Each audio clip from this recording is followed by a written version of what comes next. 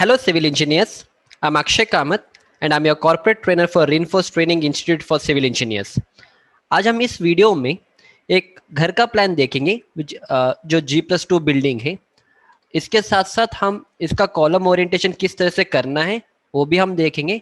फिर इसी same model को हम ETABS के सॉफ्टवेयर में हम इसको बनाएंगे। हम अभी देखो, ये हमारा एक प्लान है।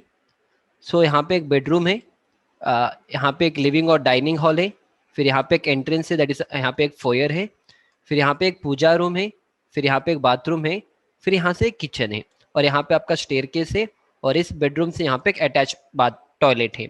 तो जब भी हमें कोई भी प्लान आएगा, द फर्स्ट थिंग हमें क्या करना है कि हमें कॉलम का लोकेशन को फिक्स करना है। अब एक नॉर्मल एक G+2 बिल्डिंग है, तो जो यूजुअल प्रैक्टिस हम जो करते हैं कि 9 इंच का हम कॉलम ही रखेंगे, 9 इंच बाई 12 इंच और 9 इंच बाई 15 इंच या 9 इंच बाई 18 इंच, तीन अलग डायमेंशंस के कॉलम हम यूज कर सकते हैं। अभी ये G+2 का बिल्डिंग है, तो 9 इंच बाई 15 इंच का कॉलम जो साइज है, that will be sufficient to take care of the load that is coming. But एक ट्रायल एंड एरर प्रोसेस है। इसका ये मतलब नहीं है कि जैसे मैं यहाँ पे सिलेक्ट करूंगा कॉलम के साइज वो फाइनल रहेगा।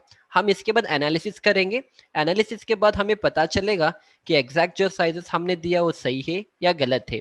अगर मान लो कॉलम के साइजेस फेल हो रहे हैं तो हम कॉलम के डायमेंशंस को वहां पे चेंजेस करेंगे।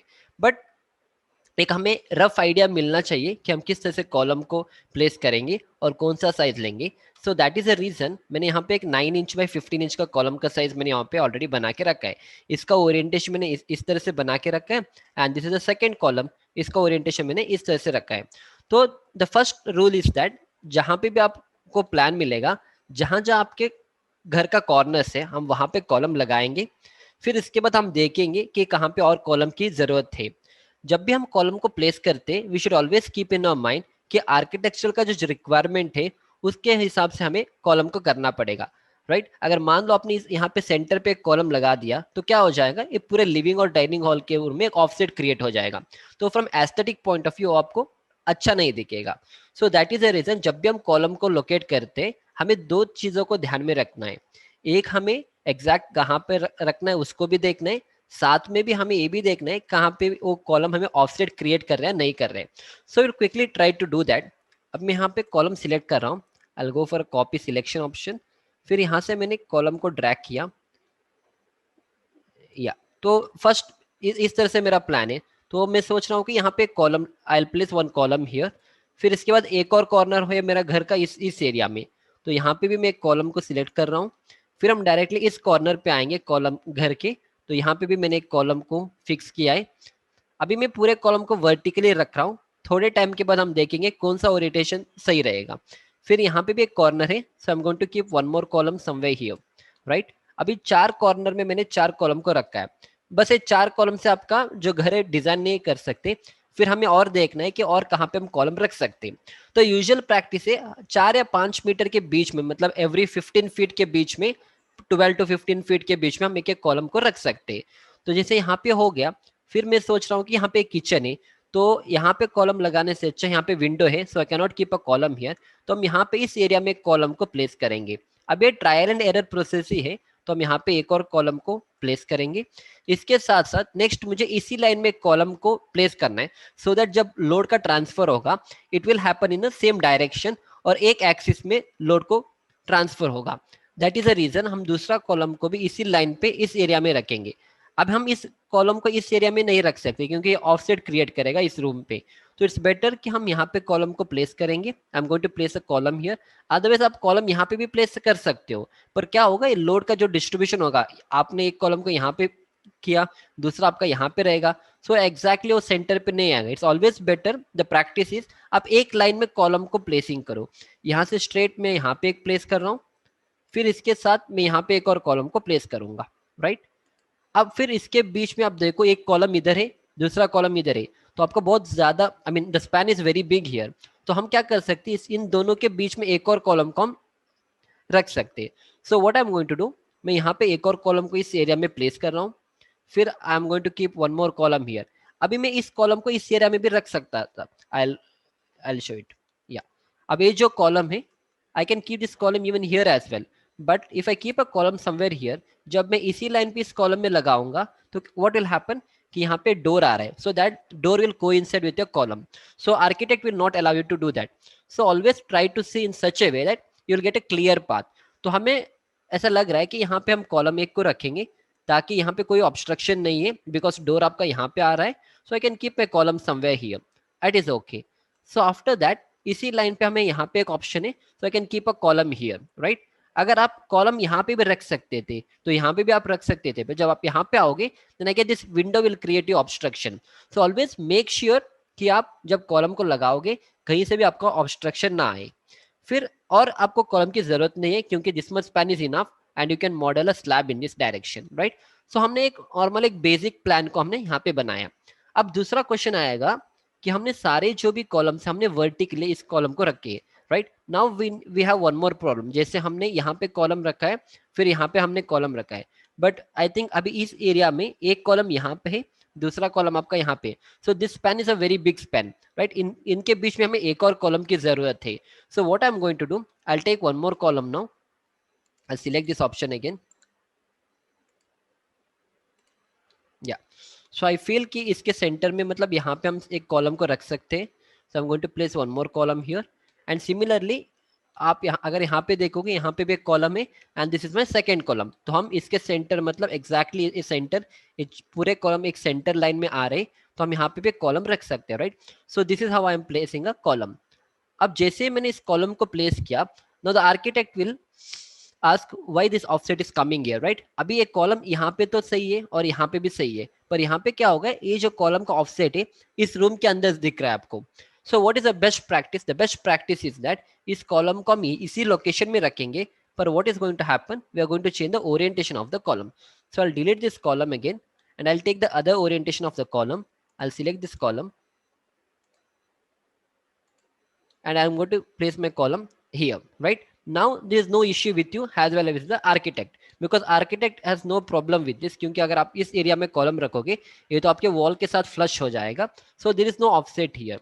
Now coming to this other directions, जैसे हमने कॉलम को पूरे वर्टिकली रखे, right. So will try to understand the logic behind that. अगर आप इस के डायमेंशंस अगर चेक करोगे सेंटर टू सेंटर, यहाँ से अगर हम डायमेंशंस को चेक करेंगे तो this comes out to be 16 feet. इसी तरह से अगर हम यहाँ के डायरेक्शंस को चेक करेंगे from this centre to this centre, this is 18 feet.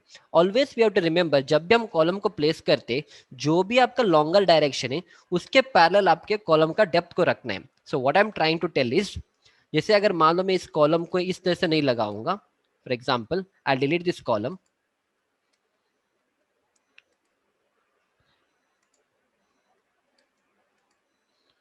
And instead of placing it vertically I will place it horizontally. इस कॉलम इस ओरिएंटेशन में अपने कॉलम को वहां पे प्लेस करूंगा. So in this way I'm going to, so this is not creating any obstruction.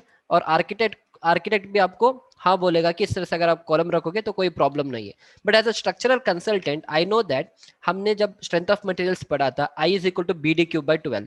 जैसे आपका डेप्थ बढ़ेगा मोमेंट ऑफ इनर्शिया ज्यादा होगा, अगर मोमेंट ऑफ इनर्शिया ज्यादा होगा आपके कॉलम ज्यादा लोड को बेयर कर सकते हैं. अभी ए वाला जो लेंथ है 18 फीट है and this length is 16 feet. So which ever is a longer length उसके पैरेलल हमें इस डेप्थ को रखना है. अभी इसमें डेप्थ कितना हो जाएगा, अब डेप्थ तो इतना ही है मेरे, जितने भी मोमेंट आएगा only this much depth is enough, this much depth is available to take care of the load. तो इससे अच्छा एज अ स्ट्रक्चरल कंसल्टेंट हम क्या करेंगे, इसको हम डिलीट करेंगे और instead of keeping the orientation in that way हम इस ओरिएंटेशन को यूज करेंगे. Copy selection, I will click from here and I will take it here. तो इस बार क्या हो गया, आपके पास इतना ज्यादा डेप्थ है, that is you have this entire depth so that you can resist the moment that is coming in this direction. So as a structural consultant, जब भी आप कोई भी कॉलम के ओरिएंटेशन और प्लेसिंग के बारे में देखेंगे, फर्स्ट हम प्लेसिंग करेंगे, प्लेसिंग करने के बाद हम देखेंगे कि ओरिएंटेशन किस तरह से रखना है. अभी 18 फीट है, so this is the best way to do that, right. Other than that आप इस एरिया में आओगे तो आप इधर इस तरह से भी रख सकते हो कॉलम, या इसका लोकेशन आप इस तरह से भी चेंज कर सकते हो. And even here also it's the same thing, आप इस वर्टिकल को आप ऐसे वर्टिकली भी रख सकते हो या हॉरिजॉन्टली भी रख सकते हो. इट डिपेंड्स कि आपको किस तरह से करना है, right. Yeah so once all this things are done, next हम क्या करेंगे, सारे कॉलम्स को एक बार सिलेक्ट करेंगे. I go to select similar, I click on this और यहाँ से हम या कॉपी सिलेक्शन और हम इस कॉलम को सिलेक्ट करेंगे, okay, select similar, copy selection and drag all the columns from this. तो हम एक दूसरे एरिया में इन कॉलम्स को लेके जाएंगे एंड ये जितने भी कॉलम्स मैंने बनाए, this columns will serve as a centre line और let's say grid line for all my E types modelling. तो इस तरह से हमें मॉडल को बनाना पड़ेगा फिर से। तो फॉर द सेम थिंग मैंने यहाँ पे ऑलरेडी इस तरह से एक मॉडल बना के रखा है। इट्स द सेम थिंग जो भी आप यहाँ पे देख रहे हो, दिस द सेम थिंग हमने यहाँ पे इस तरह से बना के रखा है कि मेरे सारे कॉलम से और ये सारे मेरे बीम के लेआउट से। तो this is how we need to first do all this things. इसके बाद हम क्या करेंगे, हम will directly take you to the ETAB software. हम ईटैप्स में, this is how ETAB software looks. तो ऑलरेडी जो भी प्लान हमने बनाया है वहाँ पे सेम टू सेम प्लान मैंने यहाँ पे बना के रखा है। तो जब भी आप ईटैप्स में एंटर करोगे, फर्स्ट हमें ईटैप्स को बोलना है कि हमें कौन से ग्रेड के कंक्रीट यूज कर रहे हैं, weather it is M20 grade और M25 ग्रेड, और हम कौन से ग्रेड ऑफ स्टील को यूज करें, वेदर इट इज Fe415 और Fe500 और Fe550। तो हम क्या करेंगे, will go to option call define. हम डिफाइन में हम मटेरियल प्रॉपर्टीज में जाएंगे। फिर बाय डिफॉल्ट क्या इसने properties already have assigned it, but since we are doing it for the first time, हम क्या करेंगे, will go to option called add new material. Add new material में आपको ईटैप्स पूछ रहा है कि आप कौन से रीजन से बिलोंग करते हो, आपको कौन सा मटेरियल यूज करना है, आपका ग्रेड क्या है। तो since we are in India, हम यहाँ पे इंडिया सिलेक्ट करेंगे। अगर आप डिफरेंट स्टेट कंट्री से बिलोंग करोगे, जैसे if you are from China, Europe and all, आप वहाँ के कोड बुक्स को यूज करेंगे और यहाँ पे आप असाइन करोगे। Since we are staying in India, हम यहाँ पे इंडिया सिलेक्ट करेंगे। फिर हमें कॉन्क्रीट को असाइन करना है, राइट। तो ईटैप्स आपको बहुत प्रिविलेजेस दे रहा है कि आपको, अगर आपको स्टील के स्ट्रक्चर बनाना है तो हम यहाँ पे स्टील से सिलेक्ट करेंगे।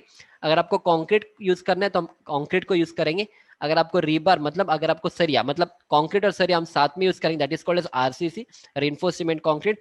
तो हम ये जो रीबार है ये आपके सरिया है, और ये जो स्टील है आपके स्ट्रक्चरल स्टील है, ISMB चैनल्स। फिर अगर आपको टेंडेंस, मतलब अगर आप प्रीकास्ट स्ट्रक्चर में यूज करोगे, pre stressing, in that case हम टेंडेंस यूज करते हैं। सो एज ऑफ नाउ हम क्या करेंगे, बस कंक्रीट को सिलेक्ट करेंगे। फिर हम इंडिया में, तो स्टैंडर्ड विल बी इंडियन। तो हम for example let us consider कि हम let us say M30 grade of concrete we are using. अगर आप छोटा सा घर बनाओगे G+2 3 एंड ऑल, तो M25 grade is enough. But let us consider कि हम M30 ग्रेड यूज कर रहे हैं and I select on okay button. जैसे मैं ओके बटन को सिलेक्ट करूंगा, a new popup will open up here. और ये सारी चीज है, जैसे वेट कितना होता है आपका कंक्रीट का, मॉडुलस ऑफ इलास्टिसिटी कितना है, पॉइजन रेशियो कितना है, जो भी चीजें हमने स्ट्रेंथ ऑफ मटेरियल्स के क्लासेस में पढ़े थे, all things will come up here.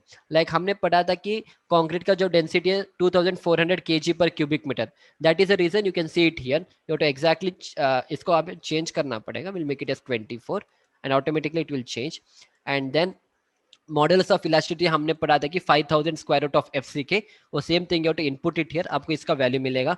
फिर हमने पढ़ा था कि पॉइजन रेशियो क्या होता है, थर्मल एक्सपेंशन क्या होते हैं, शेयर मॉड्यूलस हमने फॉर्मूला पढ़ा था, G is equal to 2/1 plus mu. The same thing will come here.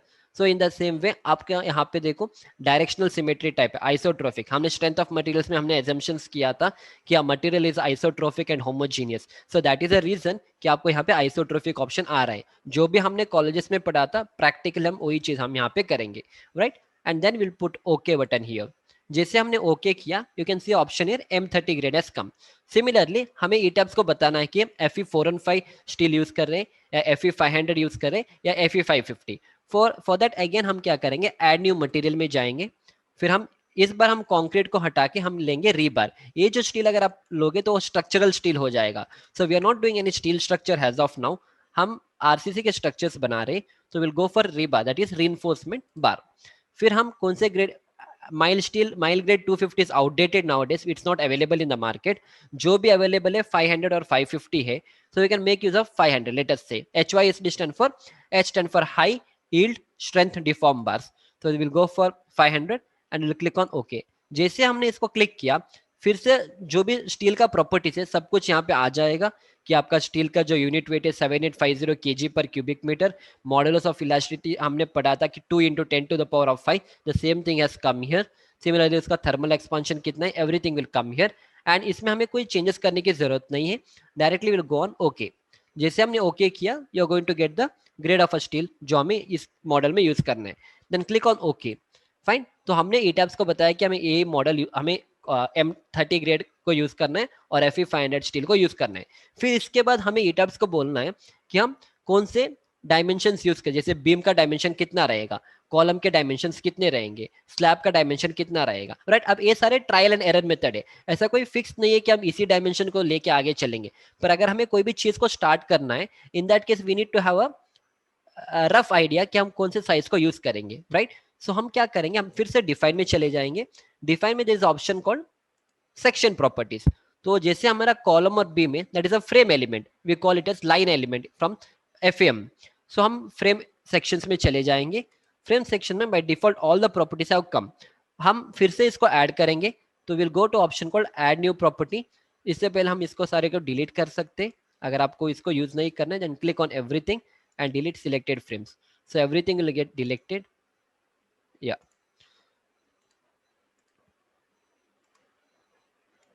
Yeah. We'll go to add new property now. जैसे हम ऐड न्यू प्रॉपर्टी में जाएंगे, तो ETABS is going to ask you कि अगर आपको कंक्रीट का स्ट्रक्चर बनाना है, स्टील का स्ट्रक्चर बनाना है, whether you want to make steel composite और special. So as of now we are making use of a concrete structure और हमें रेक्टेंगुलर सेक्शन बनाना है। अगर आपको सर्कुलर कॉलम्स बनाना है, then we can make use of this circular section. So I will click on this rectangular section and then another window pops up। अभी यहाँ पे हमें नाम देना है कि अपने बीम का नाम क्या होगा। Now for late us consider कि एक बीम का नाम है बी दे रहा हूँ, B beam, and let us consider 230 by 300 mm is the size of my beam. 230 इस बीम का विड्थ रहेगा, 300 इस बीम का डेप्थ रहेगा, राइट। इट्स अभी एक ट्रायल एंड एरर प्रोसेस है, हम इस तरह से 2-3 अलग अलग साइजेस को डिफाइन करेंगे।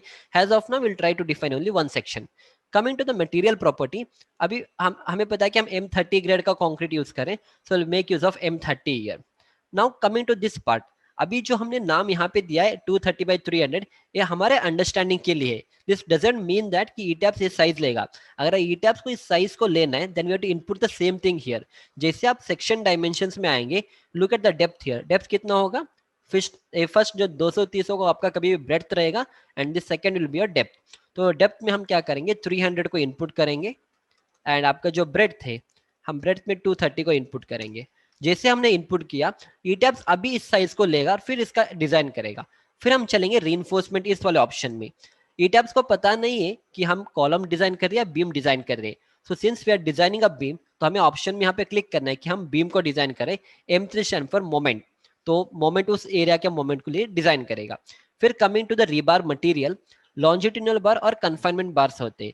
जो भी आपके बीम्स के पैरेलल एक्सिस में पास करेंगे, those are main bars, those are called as longitudinal bar. और जो भी हम स्टिरप्स को यूज करेंगे, those are called as confinement bars. अगर कॉलम में हम यूज करेंगे, हम उसको लैटरल टाइस बुलाते हैं। अदरवाइज अगर हम बीम्स में यूज करेंगे, we call it as a stirrup. तो यूजुअली जो लॉन्जिट्यूडिनल बार्स होते हैं, हम Fe500 ग्रेड के यूज करेंगे। और confinement bar, according to IS 456-2000, the code has restricted us saying that अगर आप स्टीरअप यूज करोगे, लैटरल टाइस यूज करोगे, 415 न्यूटन पर mm स्क्वायर के ग्रेड से ज्यादा आपको यूज नहीं करना है। So that is the reason हम क्या करेंगे, 415 यहाँ पे यूज करेंगे। But the question is that site में 415 आजकल अवेलेबल नहीं है, तो हम डिजाइन 415 लेके ही करेंगे। पर हम जब साइट में देंगे, we are making use of 500 grade. So no issues, क्यों हम कम के लिए डिजाइन करेंगे और ज्यादा देंगे तो कोई प्रॉब्लम नहीं है। हमें कभी भी ज्यादा डिजाइन करके कम में नहीं देना है। So 415 is okay. And coming to the top bar and the bottom bar, ये आपका कवर है। यूजुअली हम बीम में 25 mm कवर देते हैं, तो top and bottom you have to give it 25। But again this a small explanation required here, but अभी हम will take it as 25 for time being. And when you are doing a ductile detailing, this will help you, but as of now हम इसको use नहीं करेंगे। सारे यहाँ पे value 0 रहेंगे। And click on okay. जैसे ही आपने ओके हो गया, आप यहाँ पे क्लिक करो okay. So what will happen, जो भी हमने साइजेस दिया था कि बीम अपना 230 बाई 300 mm का रहेगा, that size will come here. Similarly you have to do it for the column as well. फिर से मैं आपको कॉलम के लिए करूंगा। फिर हम कॉलम डिफाइन करेंगे। कॉलम में मेरा C 300 by 450, this is usual size of column हम जो भी यूज करते हैं। फिर हम मटेरियल फिर से हम डिफाइन करेंगे, M30 ग्रेड का है। और जैसे आपने वहां पे डिफाइन कर, input the same thing here 450, और विड्थ भी हम करेंगे 300। फिर हम इस एरिया में आएंगे रीइंफोर्समेंट। अभी हम कॉलम का डिजाइन कर रहे हैं, सो बाय डिफॉल्ट ईटैप्स यहाँ पे कॉलम लेगा। एंड फिर हमें इसको चेंज करना है Fe500 पे, और इसको हमें रखना है Fe415। अब यहाँ पे अगर आप देखोगे, clear cover for confinement bars is 40 mm।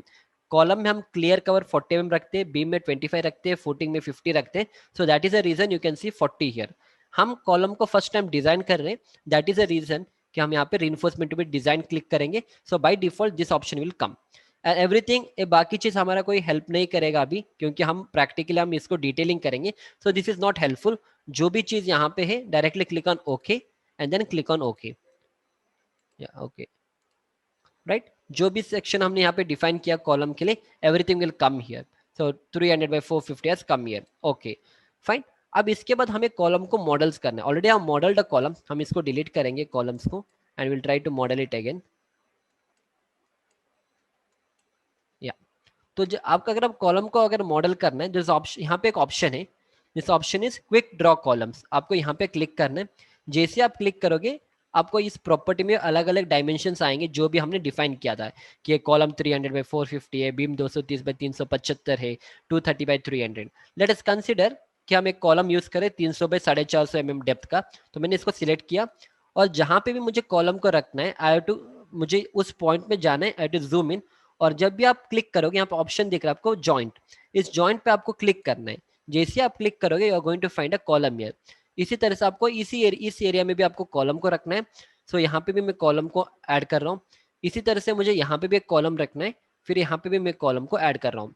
पर अभी हमने जो किया that is not the right way of doing. जब भी हम कॉलम को प्लेसमेंट करते हैं हमें फिर से ऑटोकैड के प्लान को देखना है, और ऑटोकैड में हमें देखना है कि कॉलम का ओरिएंटेशन किस एरिया में हम लोगों ने किया है। जैसे फॉर एग्जाम्पल यहाँ पे आप अगर आप देखोगे, late us consider this particular area, यहाँ पे आपका कॉलम वर्टिकल है, यहाँ पे आपके कॉलम हॉरिजॉन्टल है, और यहाँ पे आपके कॉलम वर्टिकल है, राइट। पर हमने मॉडल में किस तरह से किया, लेट अस कंसीडर कि हमने इसी एरिया को मॉडल किया, हमने यहाँ पे भी वर्टिकल किया है, यहाँ पे भी मेरा कॉलम वर्टिकल है, और यहाँ पे भी मेरा कॉलम वर्टिकल है। पर ये जो कॉलम यहाँ पे it has to be horizontal, that is what we can see from the AutoCAD model, right. यहाँ पे अपने कॉलम हॉरिजॉन्टल है, तो हम क्या कर सकते हैं, इस कॉलम को हमें इस तरह से ड्रैग करना है। Will go to option called assign, since ये फ्रेम एलिमेंट है हम फ्रेम वाले ऑप्शन में चले जाएंगे, और यहाँ पे there is option called local axis. इस लोकल एक्सिस में डिफॉल्ट अगर 90 है तो हम इसको 0 में करेंगे, सो दैट क्या होगा, ये डायरेक्शन अपने आप चेंज हो जाएगा। And I click on okay, ये अपना लोकल एक्सिस, और लोकल एक्सिस यहाँ पे कॉलम्स के दिखा रहे, तो just click on this option, so everything will go out from there. अभी आप यहाँ पे देख सकते हो this is vertical, horizontal and this is vertical. So in this way you have to prepare a column for each and everywhere wherever it is required, right? इसी तरह से जब भी अगर हमें बीम लगाना है, for example I am deleting all this things, let me delete this, इसको भी मैं डिलीट कर रहा हूँ। चलो हम पूरे इस एरिया में हमें बीम को हम प्लेस करेंगे। अब जब भी हमें बीम को प्लेस करना है, जैसे option here add drop beam, click on the drop beam option, और जो भी साइज आपको बीम में चाहिए, जैसे बी 230 बाई 300 में हमने डिफाइन किया था, so will take a same beam. For example अगर आप इस बीम को यूज नहीं करना है, जैसे ऑप्शन हियर, यहाँ पे क्लिक करके आप उस साइज को चेंज कर सकते हैं, जैसे बीम 230 बाई 375 आप ले सकते हो, या 230 by 450। For time being let us consider 230 by 300 as the size of my beam. जैसे आपने सिलेक्ट किया उस बीम को, you have to come here, इस जॉइंट से इस जॉइंट को आपको सिलेक्ट करना है, सो एग्जैक्टली आपका बीम आ रहा है। फिर यहाँ से इस जॉइंट पे हम सिलेक्ट करेंगे, again your beam is going to come. फिर हम यहाँ से इस कॉलम के सेंटर तक हम लेके जाएंगे, यहाँ पे भी आपको बीम दिख रहा है, फिर इसी सेंटर से आपको यहाँ पे लेके जाना है, you going get a beam. अब इसको भी हम ब्लाइंडली नहीं लगा सकते, हमें फिर से ऑटोकैड का प्लानिंग देखना है कि कहाँ पे हम लोगों ने बीम को दिया है। So this is a beam layout what I have prepared, तो ये मेरा बीम का लेआउट है, जहाँ जहाँ आपके बीम से you have to do the same thing in the model so that you are going to get the right values. तो इस तरह से हमें मॉडल करना पड़ेगा। So if I show you the 3D drawing of this, मैं इसको 3D में आपको एक बार दिखाऊंगा। सो अभी तक हमने स्लैब को किया नहीं, I will show you how to do for the slab. तो इस तरह से हमें एक मॉडल देखेगा, this is the model what we have created. So now हम या हम अभी इसका स्लैब को एक बार डिजाइन करेंगे। अभी तक हमने डिफाइन नहीं किया कि स्लैब वन वे होगा या टू वे होगा, या कितने डेप्थ का कितने थिकनेस का स्लैब होगा। उसके लिए हमें फिर से डिफाइन में जाना है, फिर से हमें सेक्शन प्रॉपर्टीज में जाना है। यहाँ पे एक ऑप्शन है slab selections, click on the slab selection. So by default हमने इस तरह से स्लैब को यहाँ पे डिफाइन किया है, तो हम फिर से एक नया स्लैब को डिफाइन करेंगे, एड न्यू प्रॉपर्टी। हम एक नाम देंगे स्लैब का कि एक मेरा स्लैब है जो 150 mm का है, 150 मतलब 6 इंच का उसका थिकनेस होगा। फिर स्लैब का मटेरियल हम कहेंगे कि हमें M30 ग्रेड का यूज करना है, यूजुअली हम M25 यूज करते हैं, let us consider we are using M30 here. फिर यहाँ पे मॉडलिंग टाइप में आपको ऑप्शन मिलेगा shell thin, shell thick, membrane and layer. As of now हम क्या करेंगे, इसको मेम्ब्रेन लेंगे। जैसे आप लोग कोर्सेज को ज्वाइन करेंगे विल ट्राई टू अंडरस्टैंड इसका क्या इंपॉर्टेंस है प्रैक्टिकली। अब जैसे आपने मेम्ब्रेन को सिलेक्ट किया, आपको यहाँ पे ऑप्शन आ रहे हैं one way load distribution, two way. अगर टू वे है बाय डिफॉल्ट नहीं आएगा, अगर आपको वन वे देना है, you to click on one way, तो आपको वन वे स्लैब आएगा। एंड लेट अस कंसीडर कि हम यहाँ पे 150 mm के डेप्थ दे रहे हैं, जैसे 6 इंचेस। तो क्लिक ऑन ओके। यहाँ पे जैसे मैंने सिलेक्ट किया, आपका यह स्लैब का जो आपने प्रॉपर्टी दिया वो प्रॉपर्टी यहाँ पे आ जाएगा। फिर आपको यहाँ पे ओके क्लिक करना है। जैसे हो जाएगा, लेट अस कंसीडर कि हम मुझे इस एरिया में स्लैब को ड्रॉ करना है, राइट। तो यहाँ पे एक ऑप्शन आपको दिख रहा है ड्रॉ फ्लोर और वॉल, इसको हम सिलेक्ट करेंगे।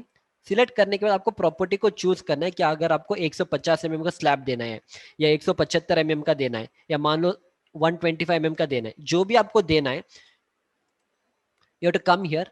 और जैसे मान लो मुझे स्लैब 150 mm का देना है, और सिलेक्टेड स्लैब 120 150, और जहां पे आपको जॉइंट दिख रही है, इससे आपको ड्रैग करना है इस कॉलम से इस कॉलम एंड तक, आपको इस तरह से जाना है।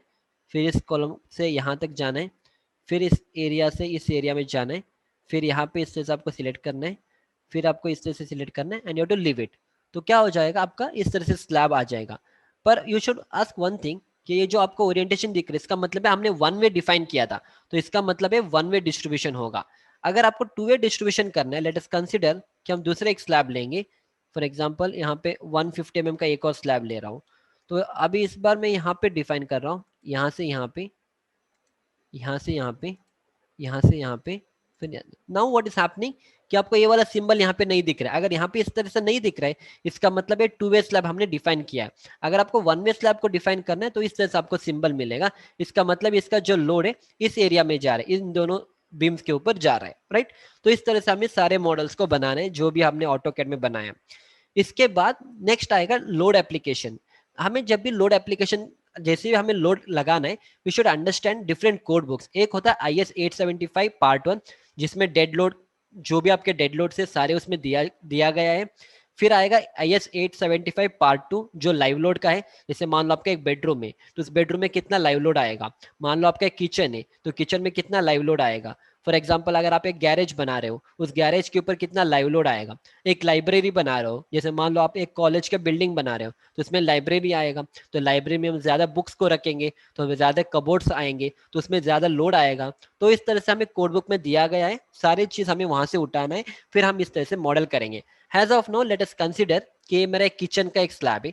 तो अगर किचन है तो यूजुअली हम 2 किलो न्यूटन पर स्क्वायर मीटर अपना लाइव लोड काफी है, और फ्लोर फिनिश हम यूजुअली 1.5 लेते हैं। तो मैंने क्या किया, यहाँ पे सिलेक्ट कर रहा हूँ इस स्लैब को। फिर हम जाएंगे असाइन, सिंस ये मेरा शेल एलिमेंट है, तो हम शेल लोड्स में जाएंगे, और यहाँ पे एक ऑप्शन आ रहा है आपका यूनिफॉर्म। जैसे आपने यूनिफॉर्म पे सिलेक्ट किया, इस ऑप्शन कॉल्ड लाइव हियर। अब मान लो कि 2 किलो न्यूटन का लाइव लोड मैं इस स्लैब के ऊपर लगा रहा हूँ, तो यहाँ पे 2 मैंने इनपुट किया है। इफ नॉट रिक्वायर्ड मैं इस तरह से 2 लगा सकता हूँ। फिर ग्रेविटी का डायरेक्शन पे एक्ट होगा, और जैसे आपने यहाँ पे अप्लाई किया, you can see here, right, आपको यहाँ पे 2 किलो न्यूटन आ रहा है। मतलब इस स्लैब के ऊपर आपने 2 किलो न्यूटन का लोड लगाया। मान लो इसी के ऊपर आपको फ्लोर फिनिश लगाना है 1.5, राइट, क्योंकि आप इसके ऊपर टाइल्स भी लगाओगे, फिर उसका लोड भी ऐड हो जाएगा इस स्लैब के ऊपर। सो फिर से इस ऑप्शन को सिलेक्ट करूंगा, PS मतलब प्रीवियस सिलेक्शन है। फिर मैं इस बार लाइव लोड से हट के SDL में जाऊंगा। SDL का मतलब है super impose dead load, right. फिर हम फ्लोर फिनिश यूजुअली 1.5 लेते हैं। आई एम क्लिकिंग 1.5 हियर, और आप यहाँ पे अप्लाई करो। जैसे आपने अप्लाई किया 1.5 विल कम। जो 2 किलो न्यूटन आपने अप्लाई किया वो रहेगा यहाँ पे, इसके साथ साथ आपका ये भी फ्लोर फिनिश आ जाएगा यहाँ पे, राइट। इसी तरह से हमें वॉल लोड भी लगाना होगा, और इसी तरह से हमें जो भी एक्स्ट्रा लोड्स होंगे वो हमें लगाना पड़ेगा, right. Okay, has of now हम इतना तक करेंगे। इसके बाद जैसे हमने सारे मॉडल को कंप्लीट किया, आई will show you the 3D model. इस तरह से देखो, आपके सारे फ्लोर में मैंने लोड को इस तरह से लगाया है, राइट। इसको करने के बाद हमें एनालिसिस करना है कि जो भी साइजेस हमने दिया वो सही है नहीं है। For that there is option here, यहाँ पे आपको ऑप्शन दिख रहा है रन एनालिसिस। इसको मैंने क्लिक किया, तो अब क्या करेगा सिस्टम ईटअप्स, अपना एनालिसिस करेगा। जो भी चीज हमने बीटेक सेकेंड ईयर में किया था, स्ट्रक्चर एनालिसिस, हमने मोमेंट फाइंड किया था, fixed end moments, right, bending moment, सब कुछ हमने मैन्युअली किया था। But now with the help of ETABS हम उस लेवल का कैलकुलेशन हमें नहीं करने की जरूरत नहीं है, ईटअप्स अपने आप करेगा। तो सब कुछ करने के बाद we have to go to design, concrete frame design, view और रिवाइज प्रेफरेंस में जाएंगे, और यहाँ पे एक ऑप्शन है IS 456 2000। क्योंकि अगर हम IS 456 2000 देंगे, तो IS 456 के हिसाब से अपना जो मॉडल है डिजाइन होगा। For example if you are working in US, तो यहाँ पे हमें अमेरिकन कंक्रीट इंस्टीट्यूट को यूज करके करना है। अगर आप इटाली में वर्क करोगे या दूसरे कंट्रीज में वर्क करेंगे, उनके अलग अलग कोड बुक्स है, उस हिसाब से यहाँ पे हम यूज करेंगे। As of now will take it as IS 456 only, और यहाँ पे मैं ओके करूंगा। और जैसे ही मैंने ओके किया, फिर you to go to design, concrete frame design और स्टार्ट डिजाइन चेक। इस बार इंटैप सब कुछ चेक करेगा कि हमने जो भी साइजेस हमने दिया था बीम का और कॉलम का, वो सही है नहीं है। सो इसको हम किस तरह से में इसको रिकॉग्नाइज कर सकते हैं? The first thing is that, जहां पे भी पिंक कलर आ रहा है, इसका मतलब है आपने जो डायमेंशन दिया था वो सही है, मतलब उतना लोड जो आ रहा है उसके ऊपर, your column is able to take the load. इसी तरह से जहां पे भी रेड कलर का मार्क आ रहा है, इसका मतलब है कि आपका कॉलम फेल हो गया उस एरिया में, मतलब आपका जो लोड आ रहा था और कॉलम का जो कैपेसिटी था वो मीट नहीं हो रहा है, तो कॉलम इसलिए फेल हो रहा है। So that is a reason, जहां पे भी आपका कॉलम यहाँ पे रेड कलर में दिख रहा है, इसका मतलब है कि आपका कॉलम फेल हो गया। इसी तरह से अगर आप ऊपर वाले फ्लोर में जाओगे, अगर आप यहाँ पे देखो, यहाँ पे आपके कॉलम के साथ साथ बीम्स भी फेल हो रहे हैं, राइट? सो बीम्स भी फेल हो रहे हैं। तो अभी ये जो मॉडल हमने बनाया, this will not work out. अभी हमारे पास क्या ऑप्शन है? हमारे पास एक ऑप्शन है कि जो भी साइजेस हमने दिया था, जैसे मान लो हमने 300 पे 450 दिया था कॉलम के साइजेस, हम उस साइज को इंक्रीज करेंगे, 300 से 600 करेंगे। अब क्वेश्चन आएगा कि हम ब्रेड्थ को क्यों चेंज नहीं करेंगे? ब्रेड्थ को हम इसलिए चेंज नहीं करेंगे क्योंकि ब्रेड्थ हमें वॉल के साथ फ्लशिंग करना है, हमें ऑफसेट नहीं चाहिए। और दूसरा ऑप्शन है, जैसे हम डेप्थ को इंक्रीज करेंगे, हमारा मोमेंट ऑफ इनर्शिया बढ़ेगा। We know that I is equal to B D cube by 12। D का मतलब है डेप्थ, डेप्थ को हम इंक्रीज करेंगे तो 3 टाइम उसका मोमेंट कैरिंग कैपेसिटी बढ़ेगा। जैसे मोमेंट कैरिंग कैपेसिटी बढ़ेगा, ज्यादा लोड बेयर कर सकता है। दैट इज द रीजन हम यूजुअली डेप्थ को इंक्रीज करेंगे। एज ऑफ नाउ हम नहीं करेंगे इसको, I am telling you how it has to be done, right? इसी तरह से जो भी फ्लोर्स हम देखेंगे कि कहाँ कहाँ पे फेल हो रहा है। अब इसमें तो सारे फेल हो रहे हैं, तो इसका मतलब है कि हमें इसको फिर से रीडिजाइन करना पड़ेगा, फिर से हमें मॉडल को अनलॉक करना पड़ेगा, and then we have to increase the size of the columns and the beams, right? इसके साथ हम इसका बेंडिंग मोमेंट देखेंगे कि जो भी हमने कॉलेज के टाइम में पढ़ा था कि इसका बेंडिंग मोमेंट किस तरह से आएगा, right? There is option here called display frame और पियर और spandrel link forces. I will click on this. जैसे मैंने इसको क्लिक किया, यहाँ पे फैक्टर लोड के लिए हम देखेंगे। So will try to understand all this things कि फैक्टर लोड क्या होता है, 1.5 क्यों लेना है, all this things. I will click on apply. जैसे मैंने इसको अप्लाई किया, तो आपको इस तरह से बेंडिंग मोमेंट नजर आएगा। So look at the bending moment, जो भी हमने कॉलेज के टाइम में पढ़ा था स्ट्रक्चर एनालिसिस में, ये आपका बेंडिंग मोमेंट है। यहाँ पे नेगेटिव बेंडिंग मोमेंट आ रहा है, तो हमें यहाँ पे टॉप स्टील देने की जरूरत है। फिर ये मेरा सैगिंग मोमेंट है, तो यहाँ पे बॉटम रिइंफोर्समेंट देना पड़ेगा। फिर ये मेरा नेगेटिव बेंडिंग मोमेंट है, तो मुझे यहाँ पे टॉप स्टील देना पड़ेगा, राइट? तो इस तरह से हमें हर एक बीम को देखना पड़ेगा कि बेंडिंग मोमेंट किस तरह से आ रहे हैं। फिर इसके साथ साथ हमें शेयर फोर्स भी इस तरह से वेरिएशन मिल रहा है कि near the support we have studied that कि शेयर फोर्स मैक्सिमम रहेगा, तो इसलिए आपको यहाँ पे शेयर फोर्स मैक्सिमम है। और ये भी अपना सपोर्ट है, तो यहाँ पे शेयर फोर्स मैक्सिमम है।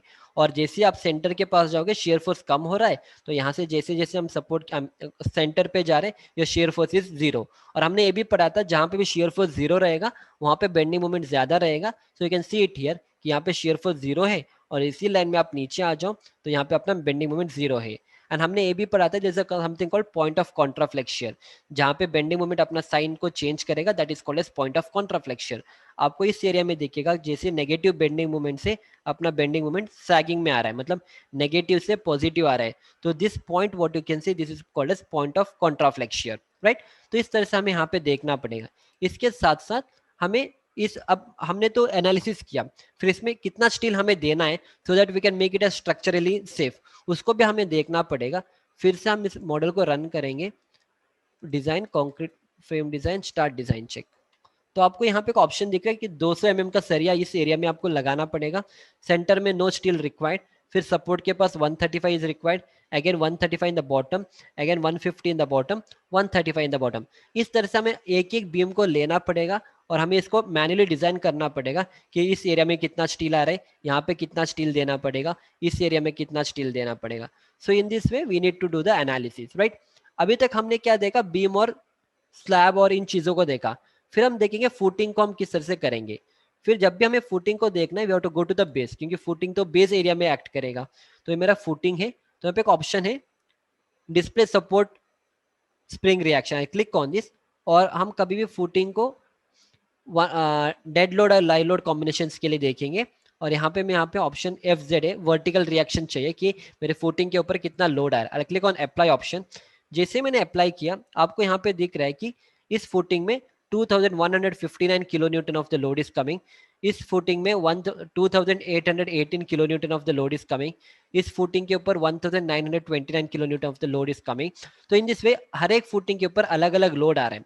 जैसे अलग अलग लोड आएगा, हम क्या कर सकते हैं, या इस लोड को हम यहाँ से लेंगे, फिर we are something called Excel sheets. इस तरह से हमारा एक्सेल शीट रहेगा।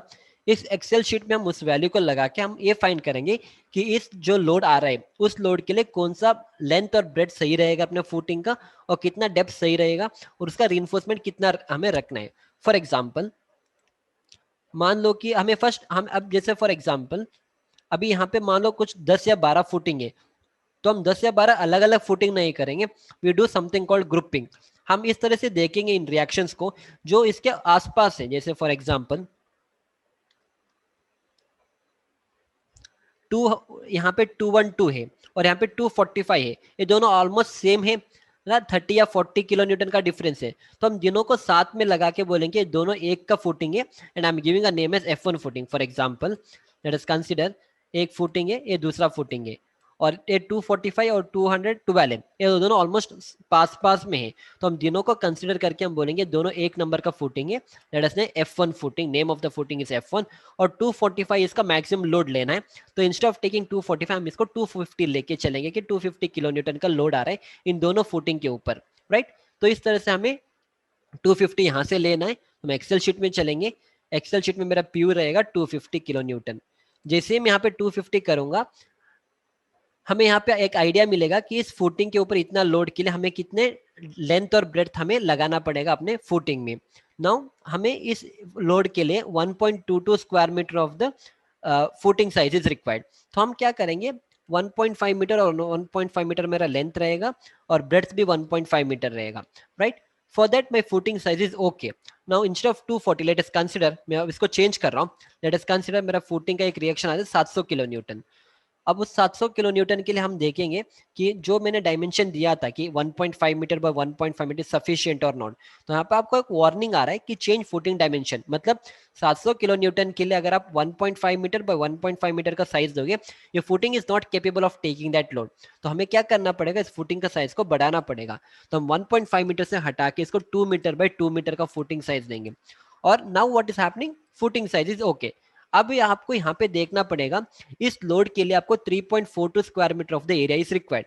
पर अगर हम 2 मीटर बाय 2 मीटर का फुटिंग देंगे तो हम 4 स्क्वायर मीटर का एरिया दे रहे हैं, which is for better than 3.42।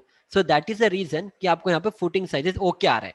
इसी तरह से आपको डेप्थ को भी चेक करना पड़ेगा, that is 1 way shear and 2 way shear, सब कुछ तो हम बाद में देखेंगे। As and once everything is done, हम यहाँ पे आइडिया लगा सकते हैं इस फुटिंग में कितना सरिया हमें देना पड़ेगा। सो लेट अस कंसीडर कि मुझे 16 डायमीटर का सरिया देना पड़ेगा at 125 centre to centre spacing, और मुझे वाई डायरेक्शन में भी 16 डायमीटर का सरिया देना पड़ेगा at 125 centre to centre spacing. तो जिस तरह से हम यहाँ पे डिजाइन होने के बाद हम इस तरह से ड्राइंग्स को रेडी करते। सो या